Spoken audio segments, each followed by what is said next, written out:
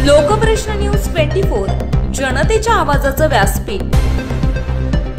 कमिशनचे आमिष दाखवून नागरिकांच्या बँक खात्यावर ऑनलाईन गैरव्यवहार करणाऱ्या टोळीचा हिंगोली पोलिसांनी पर्दाफाश केला आहे।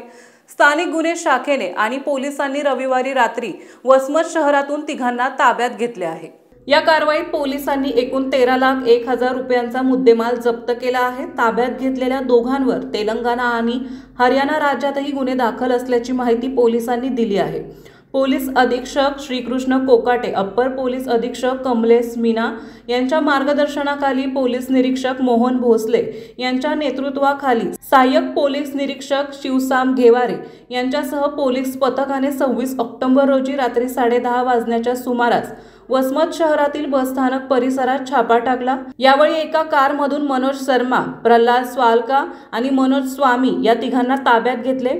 त्यांच्याकडून 2 लॅपटॉप, मोबाईल, आयपॅड आणि कार असा एकूण 13,01,000 रुपयांचा मुद्देमाल जप्त करण्यात आला आहे।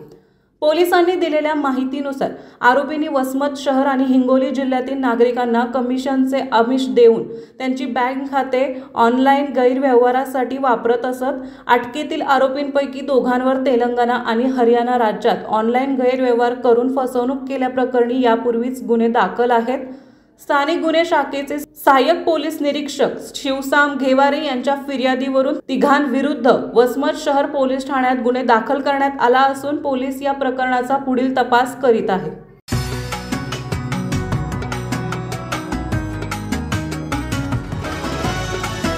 लोकप्रश्न न्यूज 24 जनतेच्या आवाजाचं व्यासपीठ।